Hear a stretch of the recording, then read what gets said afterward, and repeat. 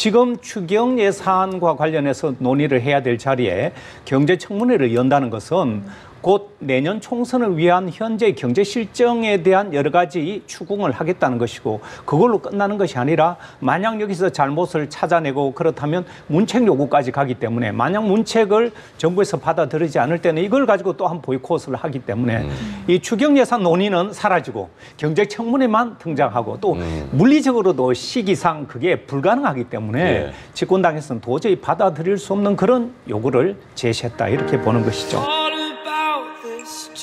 국회 정상화를 위한 여야 3당 원내대표 간 담판이 사실상 무산됐습니다.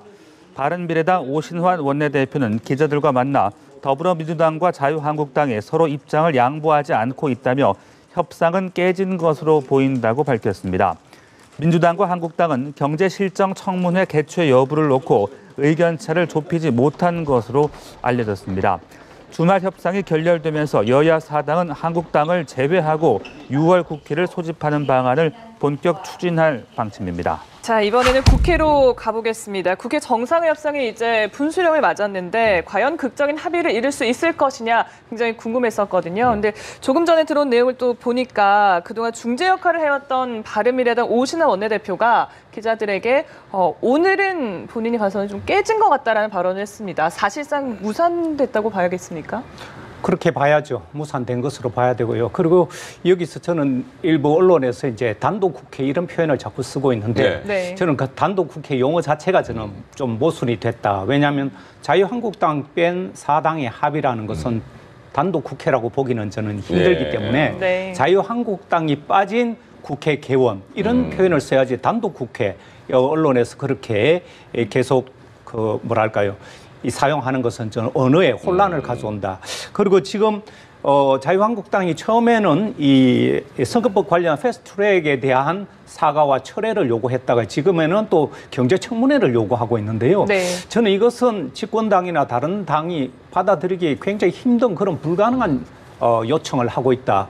그래서 깨지고 왔다 혹은 불가능하다 이런 얘기를 하는데, 왜 제가 경제청문회가 사실은 불가능한 요구를 하고 있느냐면 지금 추경 예산과 관련해서 논의를 해야 될 자리에 경제청문회를 연다는 것은 곧 내년 총선을 위한 현재 경제 실정에 대한 여러 가지 추궁을 하겠다는 것이고, 그걸로 끝나는 것이 아니라 만약 여기서 잘못을 찾아내고 그렇다면 문책 요구까지 가기 때문에, 만약 문책을 정부에서 받아들이지 않을 때는 이걸 가지고 또 한 보이콧을 하기 때문에 이 추경 예산 논의는 사라지고 경제청문회만 등장하고, 또 물리적으로도 시기상 그게 불가능하기 때문에 집권당에서는 도저히 받아들일 수 없는 그런 요구를 제시했다, 이렇게 보는 것이죠. 그러니까 지금 김 교수님은 불가능한 요구를 제시했다, 못 받아들이는 상황이다 말씀하셨는데, 거기에 대해서 어떻게 공감하십니까? 뭐 지적을 하셨습니다만 총론적으로 보면 이렇습니다. 우리 김 교수님께서 잘 아시리라 생각이 드는데, 데이비드 에이놀즈라는 영국 유명한 역사자이자 정치 철학가가 있습니다. 이 사람이 정상회담 책에서 딱 한 구절을 이야기한 부분이 있어요. 여러 가지 정상회담, 즉 정치적 합의가 깨어지기 쉬운 이유의 여러 가지를 나열하는데, 제 첫 번째 이유가 우선순위에 대한 명백함이 다 보였을 때, 즉 상대방의 패가 다 보였을 때 협의는 깨진다라고 이야기했습니다. 이 사실 경제청문회라는 이 부분 자체가 결국 여당이나 야당 입장에서는 패가 다 보일 수밖에 없는 거예요. 그러니까 이게 합의가 안 되죠. 이게 이미 예측된 겁니다. 말씀하셨다시피 경제청문회를 여당 쪽에서 받겠습니까?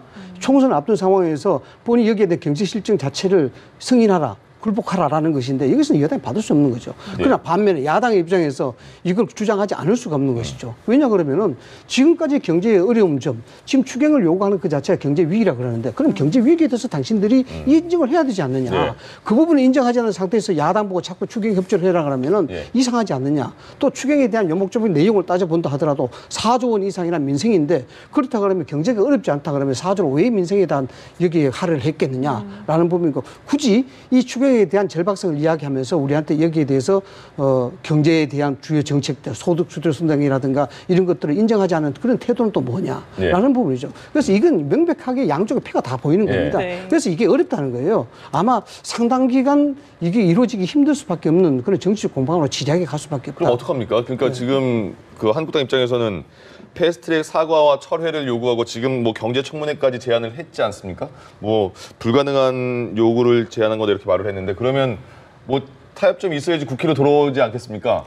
이 정치라는 것이 예. 뭐 교수님도 잘 아시겠습니다만 사실상 이 제로섬 게임이 아니거든요. 이제 퍼센테이지 게임이라고 볼 수가 있는데 네. 저는 뭐 그렇게 주장을 하고 있습니다만 지금 현재로서는 합의점이 굉장히 찾기 네. 힘듭니다. 네. 다만 가능성 있는 합의점이라 본다 그러면 예측하건데 실제적으로 경제 청문회를 추경 후에 받아들이는 조건 이런 쪽으로 할 수밖에 없지 않겠느냐. 지금 나경원 원내대표는 경제청문회 먼저 하고 그다음에 네. 추경심사하자 이렇게 말했잖아요. 이제 예. 수는 순서를 바뀔 네. 것이다. 왜냐 그러면 그에 대한 부분들은 경제청문회부터 시작하게 되면 추경 자체가 사실상 7월 집행이 안 되는 네. 겁니다. 그 여기에 대한 합의 과정도 좀 중요하기 때문에 시기가 굉장히 늦어지죠. 예. 그러나 다만 여권이 이 추경에 대한 절박성이 있기 때문에 야당 한국당 입장을 받아들여야 된다라는 그런 입장이죠. 그런 상황에서 본다 그러면은 추경부터 처리하고 난 다음에 경제청문회 합의 과정에서 여기서 실갱이를 하면 된다라는 예. 그런 그 분명히 있습니다. 네. 또 두 번째 이유는 뭐냐 그러면은 여기에 대해서 추경을 하려 그러면 예결 특위의 위원장이 한국당입니다. 예, 도래를 만든다 하더라도 네. 여기에 대해서 추경이 쉽게 넘어가리라 통과될 가능성이 없다는 네. 것이죠. 그렇기 때문에 결국 여당이 여기서 한 발을 양보해 줘야 되는데 결국 우선순위에 있어서 경제청문회 후순위를 받아주는 형태로 합의가 되지 않겠느냐. 저는 네. 그렇게 되는 게 굉장히 바람직스럽고요. 예. 저는 꼭 필요하다고 보는데 네. 거기에 좀 한 가지 추가를 하자면 국회 개원에는 전 조건이 없어야 된다고 네. 생각합니다. 지금 2달 이상 거의 3달째 아무것도 안 하고 여야 국회의원들이 지역구에 가서 내년 총선 선거운동을 하고 예. 있거든요. 그 시간을 벌고 있는 것 같아요. 그렇죠. 예. 무노동, 무임금 원칙이 전 국민에게 적용되는데 국회의원들만 예외로 돼 있고 국민들의 분노가 국회의원들에 대해서 정말 하늘을 찌르거든요. 네. 저는 국회의원들에 대한 정당한 권위 이런 것을 존중해야 되는데 스스로 이런 짓을 하다 보니까 말하자면 국회의원 전체가 욕을 먹고 있는 이런 상황이라서 저는 이 국회 개원에는 조건을 달아서는 안 된다. 지금 당장 달아서 말하자면 추가 경정 예산이 이렇게 문제가 많다면 국회 안에서 논의하고 질타하고 따져야 된다. 그런데 국회의원들이 마치 교수가 마음에 안 든다고 학생들이 밖에 나가서 교실에 안 돌아오는 것이나 혹은 학생들이 마음에 안 든다고 교수가 다른 데 가서 유람하고 있는 것이나 저는 다를 바 없다고 생각합니다. 그래서 국민들은 여야를 막론하고 국회 빨리 개원하라는 그런 요구 그리고 국회의원들이 국회를 떠나서는 존립할 수가 없다는 그런 민심의 요구를 저는 들어줘야 되고요. 마지막으로는 저는 이 집권당의 책임이 가볍지 않다고 생각합니다. 문제는 자유한국당이 일으키고 있지만 그것 때문에 한 당 때문에 네 당 모두가 지금 무력한 이런 모습을 보이는 것은 집권당에게 직접적인 책임이 돌아올 것이기 때문에 이런 교착 상태를 저는 풀어야 될 제1의 책임은 집권당에게 있다고. 그럼 집권당은 어떻게 해야 됩니까? 바로 집권당이 좀 전에 말씀하셨다시피 이런저런 지금 불가능한 요구를 했기 때문에 그런 부분에 있어서 수술을 바꾸라든 그렇게 해서 안 될 경우에는 사당이라도 개원을 해야죠. 자유한국당은 온다고 개원을 못 한다는 것은 이건 최대한 성의를 보이는 것은 집권당의 태도지만 그렇다고 계속 이런 식으로 끌려다니는 것은 저는 집권당의 무책임함이라고 보는 것이죠. 알겠습니다. 네, 사당이라도 국회를 열어야 한다고 말씀해 주셨는데 동의를 하십니까? 일단 뭐 한국당의 입장으로서는 울고 싶을 때 뺨을 때려 달라라는 거겠죠. 왜냐 그러면은 결국 이제 왕따 국회가 되는 겁니다. 한국당이 왕따 국회가 이번이 처음이 아니거든요. 패스트 트랙에서도 왕따를 했기 때문에 여기에 대해서 총선을 앞둔 상황에서 여기에 확실한 어떤 투쟁 노선을 가져갈 수 있는 그런 어떤 모멘트가 또 될 수가 있는 부분입니다. 이 부분에 대해서 왕따가 됐기 때문에 한국당 당신들은 잘못됐고 여기에 대해서 적폐적인 어떤 행동을 보이고 있지 않느냐 이렇게 여론을 움직여준다면 다행입니다만 대한민국은 49대 51, 51대 49의 유지가 계속되고 있단 말이죠. 이런 부분에 있어서는 철저하게 소위 말해서 전통적인 지지 기반층을 획득할 수 있도록 그렇게 하는 어떤 장외 투쟁 노선으로 또 갈 수 있는 그런 모멘트가 되는 것이고요. 그다음 두 번째는 현재 지금 여러 가지 장외투쟁, 그 다음에 경제 재전환 특위를 만들어서 공개 포인트를 경제로 하고 있습니다만은 여기에 대해서 확실한 비밀가 되는 겁니다. 경제에 대해서 돌아갈 수 있는 화살을 정확하게 쏠 수가 있는 것이죠. 여기에 대해서 우리가 지금 여기 보이콧하는 문제는 단순한 정치적 문제가 아니다라는 얘기가 되는 거예요. 여기에 대해서 추경에 대한 확실한 문제를 짚어가야 되고 여기 국내 경제가 어떤 상황인지 짚어보려고 하는데 여기서 우리를 왕따를 시켰다라는 얘기가 되는 거예요. 이게 합리적인 공격 노트가 될 수가 있는 겁니다. 그 다음에 그런 것이고 그 다음에 의회 민주주의에 대한 부분 이런 부분들도 물론 사당이 국회를 소집할 수가 있습니다. 소집할 수 있겠죠. 그러나 여기에 110석의 거대 야당에 빠진 상황에서 여기서 합의되는 어떤 건들이 과연 정당성을 어느 정도 가질 수 있을 것이냐 이 부분은 굉장히 문제가 될 수밖에 없다는 거죠. 그럼 뭡니까 그 지금 상황에서 그 한국당이 이제 국회로 돌아오기 위한 명분이 있어야 된다 이런 얘기도 많이 나오잖아요. 그럼 명분을 주기 위해서는 한국당이 제시한 거에 대해서는 민주당은 전혀 받아들일 수 없다 이런 입장이지 않습니까? 네. 그러면 한국당이 돌아오기 위해서는 어떤 그 조율이 필요한 거죠? 일단 한국당 입장에서는 제일 좋은 것이 잘못했다라는 인정 아니겠습니까? 예. 그런데 여당 입장에서는 그렇게 하지는 못하죠. 네. 그렇기 때문에 프레임이 돼버린 겁니다. 예. 프레임이 돼버리면 그건 총선까지 그대로 이어지는 거거든요. 그러면 총선에 소위 말해서 프레임 자체를 우선권을 뺏기기 때문에 인정할 수가 없죠. 그러나 제가 조금 전에 모두에도 말씀을 드렸다시피 여기에 대해서는 청와대도 상당한 노력을 해줘야 됩니다. 네. 예컨대 그동안 대통령이 직접적인 노력을 보여주지 않다는 점. 결국 명분에 대한 부분이거든요. 박지원 의원도 그런 얘기를 했지 않습니까? 번지수가 잘못 틀렸다. 여기 황교안 대표에 직접 이야기해야 되지 않냐, 대통령이. 이런 얘기 했다는 거 아닙니까? 예. 이런 것들이 청와대가 야당을 국정 운영 파트너로서 인정할 수 있는 명분을 줘야 된다. 예를 들어서 가능하다 그러면 대통령이 귀국 후에 야당 황교안 대표와 어떤 단독 회담을 적극적으로 수용한다든가 여기에 대해서 이런 부분들은 충분히 가능할 수도 있다고 보는 것이고 그런 단독 회담을 통해서 야당으로서는 한국당 입장으로서는 국정에 회귀할 수 있는 명분을 받을 수 있는 것이고 그다음 두 번째는 뭐 경제청문회나 이런 것들을 기술적으로 배치를 어떻게 하느냐에 대한 문제 이런 것은 원내 협상을 통해서 또 만들어내야 될 그런 문제다. 단독 회담을 한다고 안 했습니까? 단독 회담 저는 한다고 해도요. 예. 자유한국당이 현재의 그런 요구가 충족되지 않을 경우에는 저는 하지 않을 것이고 그리고 청와대가 아무런 성의를 보이지 않았다고 하는데 그 부분은 강기정 정무수석이 직접 가서 사과까지 했습니다. 말하자면 청와대는 그렇죠. 사과도 하고 말하자면 청와대가 여야 합의에 걸림돌이 되는 부분은 최소한 없애겠다는 최소한의 성의 표시는 했기 때문에 이 국회에서 여야가 논의해야지 청와대를 자꾸 끌어들인다는 것은 오히려 전선을 확대해서 더 돌아가지 않은 명분만 만들겠다는 저는 그런 의도로밖에 보이지 않습니다. 그 말씀을 하셨습니다만 저도 뭐 그 부분에 충분히 동의를 합니다. 그런데 이런 거죠. 뺨을 때려놓고 그냥 그게 사탕을 주면은 그게 쉽게 풀리지가 않습니다.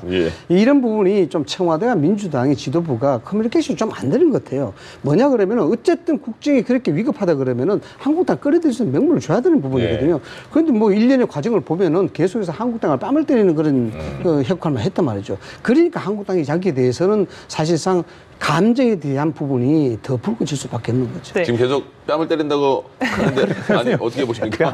스스로 때려달라고 자꾸 나서 보세요. 당대표가 지금 되고 난 뒤에 민생 투어라고 해가지고 전국을 돌면서 국회에 있어야 할 당대표가 전국을 돌면서 대권 노름한다고 자당의 정재훈 국회의원이 왜 우리 당대표 원내대표까지 이미지 정치하느냐 자당의 비판이 나올 정도니까 저는 국회의 존중 국민들의 눈을 보고 있는가에 대한 의문이 들 정도로 민주당이나 청와대가 뺨을 따랬다고 하는데 저는 그런 부분에 있어서는 동의하기 굉장히 힘들고요. 스스로 지금 밖에 나가서 계속 울려고 의리를 찾고 있는 것 같습니다. 그러니까 뭐 두 분의 논쟁만큼이나 참 이 문제를 풀기가 쉽지는 않아 보이는데 그렇지만 국민의 한 사람으로서 굉장히 답답하거든요. 그렇죠. 그리고 혹시나 한국당이 뭐 복귀를 하든 국회가 열려서 논의가 진행이 된다고 해도 이게 뭐 총선을 앞두고 있어서 사사건과 또 부딪힐 그런 여지들이 굉장히 많아 보이거든요. 앞으로 좀 그 어떤 성과를 내기는 좀 쉽지는 않아 보입니다.